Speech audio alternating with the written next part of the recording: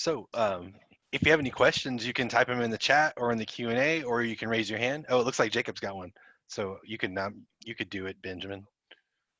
I don't think I'm a host. I can't do that. You should be able to talk, Can Jacob. you hear me?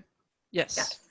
Okay, perfect. Yeah, I did have a question. So I know BP is going through reorg. I think Shell's starting to do a reorganization, and maybe some other companies, and they're diversifying into alternative energy. So I was wondering if you could provide some insight onto what roles a geologist or geophysicist could play into this kind of new landscape within these companies, on Yeah. what roles we could play at that alternative energy sources. No, that's a really great question. I talked to my manager yesterday. I was like, I'm giving this talk, and he was like, bring up the energy transition. I didn't even have to bring it up. There we go. No, so you're right. So BP, they recently announced that they're not an oil and gas company anymore, but an energy company. And Shell is taking steps, you're correct, to try to position ourselves to be ready for the energy transition. And so there is, I think, a brighter future as far as moving towards that direction. I will caveat this. I am very much in oil and gas. I'm having to learn a little bit about the energy transition. So I may not have the best answer for this, but it is certainly a direction that the energy industry is going in. So what kind of positions are available? So I know at Shell, some of our energy transition futures look like carbon sequestration. So where can you insert carbon into the subsurface, which has a lot of the same skills as drilling a well and trying to take fluid out. It's like drilling an injection well, from my understanding. And so having a good understanding of geology, regional geology, reservoir systems in total, this is really helpful for that kind of specific skill set. I think that these are also applicable to geothermal energy, understanding what does your subsurface picture look like? How can we image that subsurface to get a better understanding? There's a lot of really transferable skills that whether you start in an oil and gas kind of energy role, or you start in a renewable energy kind of role, I think that there will be a lot of skills that are essentially the same between the two. So I think that there's going to be lots of opportunities for geoscientists as we see companies continuing to move towards investing in renewable energy. Great, thank you. I had a question. So with a sales pitch, typically, or what I typically do is just focus mainly on my experience and kind of maybe some knowledge that's applicable. But do you, in your opinion, is there anything else in addition to that is good to maybe include in your sales pitch or your 2-minute talk that could maybe spark more of an interest in the person? Yeah, I think first and foremost is to understand who you're talking to and what you would love to get out of a conversation. I'm gonna take the assumption that you're talking to a recruiter about trying to get an entry-level job. So I think that, especially in that position, I will say that I think talking about some of the extracurriculars that you do at your university. I know U of H has had a stellar couple of years with IBA. If you were involved in that, if you were on any of the winning teams, I would absolutely bring that up. If there were, your experience, your internships, any work, any full-time work that you've had, I think is really important. You want to come off as well-rounded. So, sometimes even bringing up a hobby can be a good way to either break the ice or to show that you're kind of that well-rounded candidate, right? Because we're not hiring robots. We're hiring people at the end of the day. So you want a coworker that You can work with, you want to exemplify having, great team behavior skills. You want to demonstrate leadership styles, leadership experiences. I will say, maybe the one thing that, especially in an entry-level position, they may not want to hear about as much is your classes that you've taken. I would say that the recruiter, when they hear what school you come from, they will have an idea of whether they want to hire from that school or not. And that's kind of about as much as they really want to know as far as your formal education goes, unless you have a specialty, major, minor. Definitely talk about your research. I think those are great opportunities for you guys to demonstrate your leadership and your special skills. And if you've presented at a conference, I think that's also a great opportunity to highlight that you practice communicating, you've practiced synthesizing a project into a really nice, concise story to a broader audience. Libby, Dr. Sternbach had a question, and he asks, what advice does Libby have for students regarding what kind of topics they should choose for their senior or MS theses? That's a really good question. Let's see. So what kind of topics should you focus your thesis on? So definitely, I think this goes back to the point of know what you want. If you do have an idea of what kind of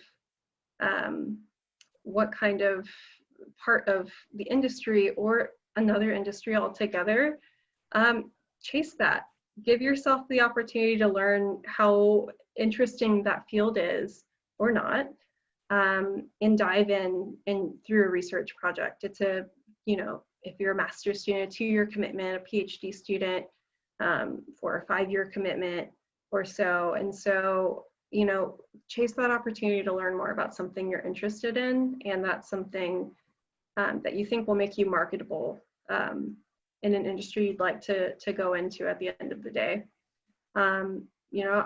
We got that great question from Jacob about the energy transition. I'm not sure what your research is on. If that's something you're really interested in, then look for professors that may have these kinds of opportunities to learn more about that. So I think it's balancing what you want with what's in reach, what's available around your department. And if there are opportunities, companies that have given data to the university that you'd like to be a part of, oh, isn't that a great way to introduce yourself to company X? Hey, look, I did a great job. I synthesized this data that you trusted U of H to work through and to solve this problem. And it's a great way to essentially give yourself that foot in the door. I had a friend who was a master's student at LSU. He really wanted a Shell job. So he worked with his professor to get some Shell data. He did some really cool drilling analysis. And at the end of the day, he made enough contacts with the company that he was able to get his foot in the door. So keep that in mind. There's definitely a couple of things to consider: what's available, what you're interested in, and where you want to go. Thank you. I see, Jacob, you have your hand raised again. Would you like to ask another question? I sure do, yes. I was wondering if you had, if you could recall back to when you were doing your interviewing and being recruited, Yeah. if there was something you can recall that helped you stand out when you're interviewing or talking with other people. Yeah, I think so. I would say one thing that helped me to stand out was the confidence of all of the iterations. If I compared job hunting to that post Conoco layoff 2015 to end of 2017, night and day as far as how I could present myself and tell the story that I wanted. So I definitely think that you should think about what have you accomplished? What have you achieved? And it's really important to be able to bring that all together into a story. I found that the story that made me stand out was, hey, look, I've got a really unconventional background, but I'm going to bring these skills together. And not only that, but I'm going to be a geophysicist as well, who knows a lot about wells at the end of the day. I found that being able to tie all of my experiences together made me stand out, not only because I could articulate it really well, but because I was able to see how it all tied in and how it was going to help me to achieve my goals of being a geophysicist working in a development asset where I would be drilling wells, where I would be dealing with integrated teams. So I think, you know, I mentioned a couple of things to Ben about, you know, these are some things you can highlight during those talks, but certainly take a step back and figure out what's the narrative that you need to say to get to your end goal. Great. Thank you. Yeah, thanks. Also like the topic or the point that you brought out that the recruiters that you're talking to aren't just like machines receiving resumes. They're actually humans, and trying to actually have a conversation with them than just like a sales pitch could also be beneficial than just being like, oh, hey, I did this, I did that. Like, oh, how was your day? Like maybe getting into a hobby. I thought those are some good points. Yeah, no, it's you know, at the end of the day, especially like you're at these conferences, these people have been talking to people for hours on end. If you do you know, Rocky Mountain Rendezvous or any of those really big clustered events where you're talking to a lot of recruiters at once, you know, they're probably going to be tired the later in the day. You know, they don't want to. I will say this is a huge point. No one wants to be treated like a job cow, where you go up, you know, you squeeze the udders and out comes the job. They're people. They want to connect with you, and they really, it's again goes back to that push-pull of, you know, take a look at your room. When's the right time to really say, hey, it's my ambition to work in this role within this company, but also build trust. That's huge. That's important to getting someone to say, you know what, let's let this person, let's take a second look at them, right? And so it can just you know, when you're doing your cold calling, when you're doing your meet and greets and whatever else, some instances you do need to get straight to the point, but others really make sure that you're staying very human and you're not like, hi, I need this job. Tell me how I can get this job at Shell, which I've gotten a lot of those. And honestly, I just don't bother to respond to people who don't put in the effort to treat me like I'm a human too. Yeah, exactly. I like the udder reference. I hadn't heard that before. I thought that was creative. I thought that was perfect. But yeah, so if anybody else has any more questions, please feel free to ask them. If not, we'll be moving to start to close the here. I'll just give it a minute for anybody to come forward. Yeah, and if you have questions, oh, sorry, go ahead. Yeah, so you spoke on Rocky Mountain Rendezvous, which is a question I had for Dr. Mann recently, because, you know, I'm a new grad student, so I don't really have a lot of products built yet, but those kinds of things are typically great to start socializing, right? But now you're going to this format where we're like in this room, and it's kind of hard for me to talk to someone at Subway, you know, like while we're both getting extra mustard or whatever. So do you have any advice for maybe standing out at some of these conferences? Yeah, actually, I'd love to hear from y'all. How are they handling some of those very people-dense events in this day and age? Is it virtual, or how have they set those kind of events up? Sean, are you there? The Wildcatters, or maybe Jacob? Yeah, I can talk a little bit about that. So it's Rocky Mountain Rendezvous. Rocky Mountain Rendezvous is completely online now. They've also gone through the steps of opening it only to graduate students this year. Okay. For the Student Expo that used to be held in Houston, as far as I know, that's not happening. That's been replaced by an in-person event. Ew. Yeah, I know, at GCAX. That's kind of gonna run in conjunction with APGAs. But that's yeah, it's either online, canceled, or up in the air, I would say at this point. Okay. A great talk, by the way. Thank you for Oh, coming great. by Thank and you. I would like to add in real quick to this as well. I did go to an info session here recently, and one of the other formats that they did was it was just like a presentation kind of like this, but then immediately they took the recruiters, put each of them in their own room, and just sent people into lines or queues for each room.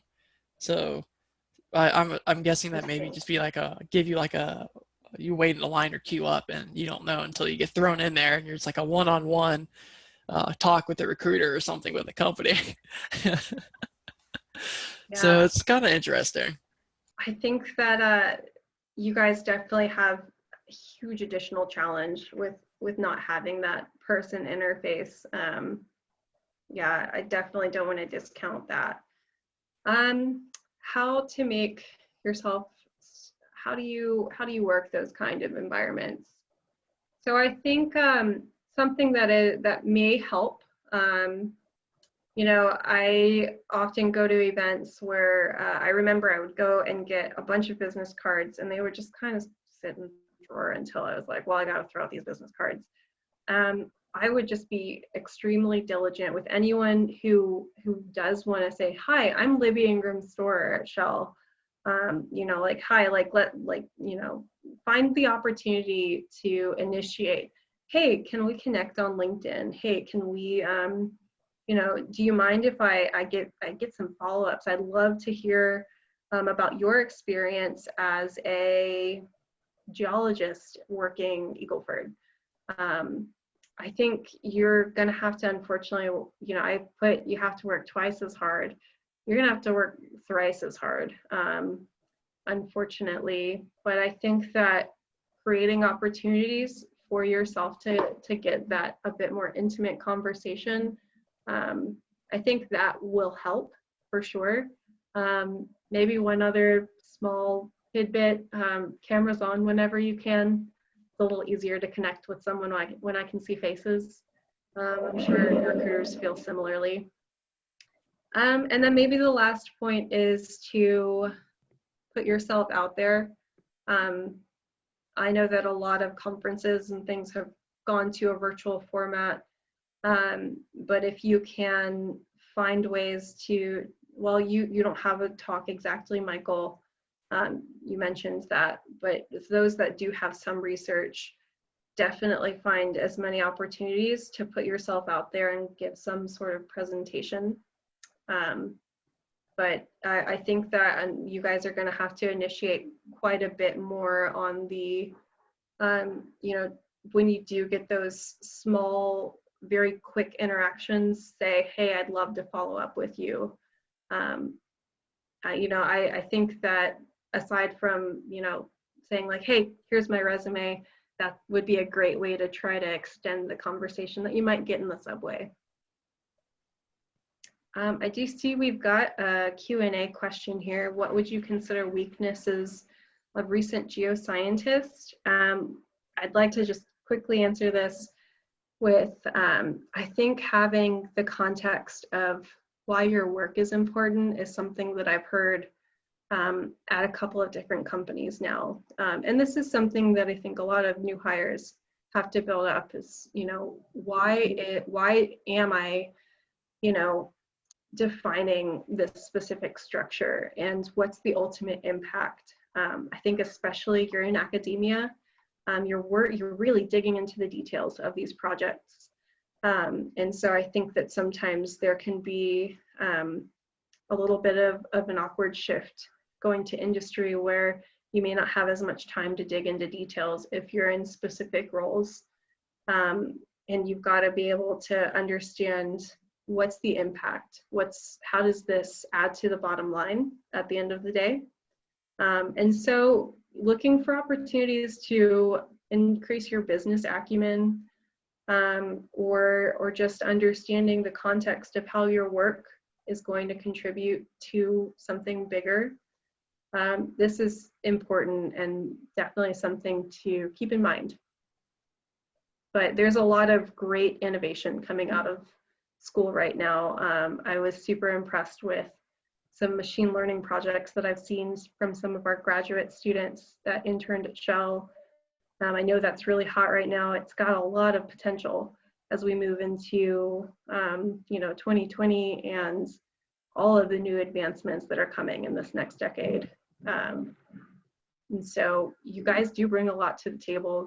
Don't forget that. And you get to spend a lot of time, getting exposed to some of this latest and greatest, and the companies, we love to see that. I'm gonna go ahead and ask Charles this question. His question was, how much research do you recommend on a particular company's property, prospects, and new releases? Can you repeat the question? Yeah, so Charles was asking, how much research do you recommend on a particular company's properties, prospects, and new releases? Charles, I'd love it if you could come online. I'm not sure if I'm going to answer this in a way that gets your question, but certainly I think there's thinking about the context. So when I was at Windy Cove, we did have to do a bit of research on each of our prospects to understand if it was something that they wanted to invest in at the end of the day. And some of those projects were, we looked at for, a grand total of 2 weeks. Others we spent 3 or 4 months on it. And so, and then, I look at some of my Gulf of Mexico projects, and a single well can take a year to look at and to really understand. Charles, I see you have your hand raised. You should be able to talk. Yeah. Thanks, Libby. Yeah, I really appreciate this. This is so well thought out and so helpful. What I was thinking with that question is, for preparing for an interview with a particular company, A, B, or C, how much preparation did you do about learning the activities of company A, B, and C?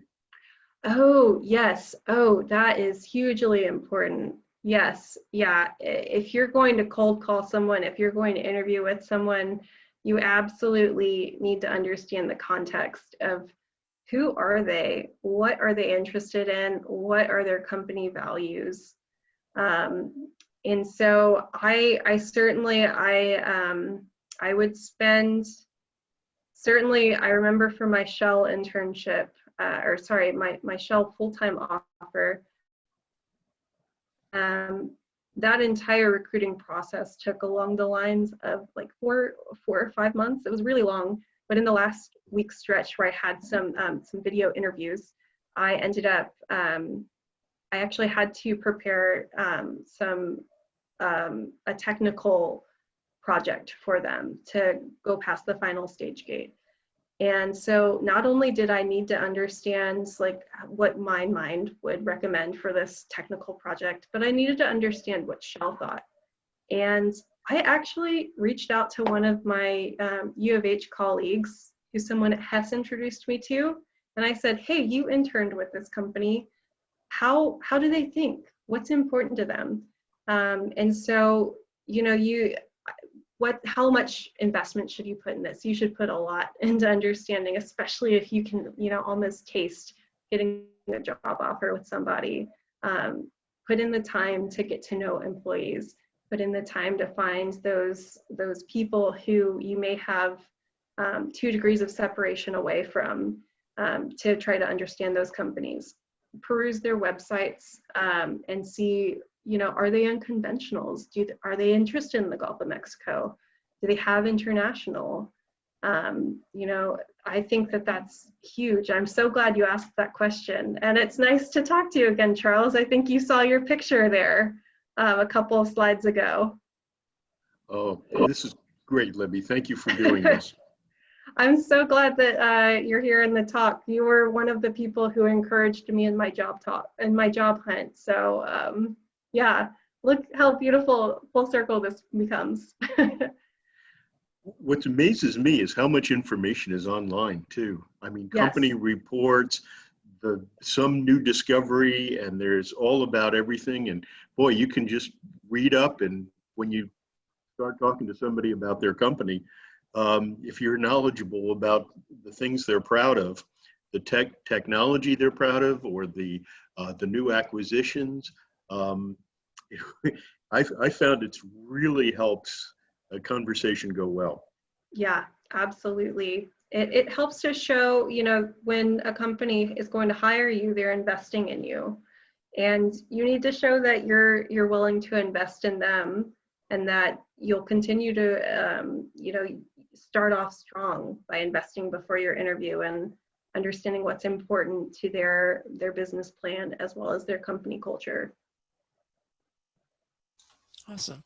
Thank you. Well, we reached the time slot for this webinar, but I'd like to let you know that you gave a great talk, and I really appreciate you coming out and spending time with us at U of H and giving us some good insight into the industry and let us know that it's not so far. Yes. Awesome. Yeah, I really appreciate it. And guys, I left this last screen up here because I really mean it. I would love to connect with as many of you as would like to reach out. And my virtual door is always open if you want to bounce some ideas off, or if you think of a question later on. I am so proud of what the department puts out. I'm always impressed by the projects I see and the caliber of student that we put out. And I want to see as many Cougars successful as possible. So, awesome. Thank you. Thank you again. Thank you very much. Awesome. Thanks, guys. So good to talk to you. So I'll be ending this meeting for everybody, and I appreciate y'all attending, and I hope we all stay in touch. Thank you. Thank you, Libby. It was a great meeting. Great. Thank you.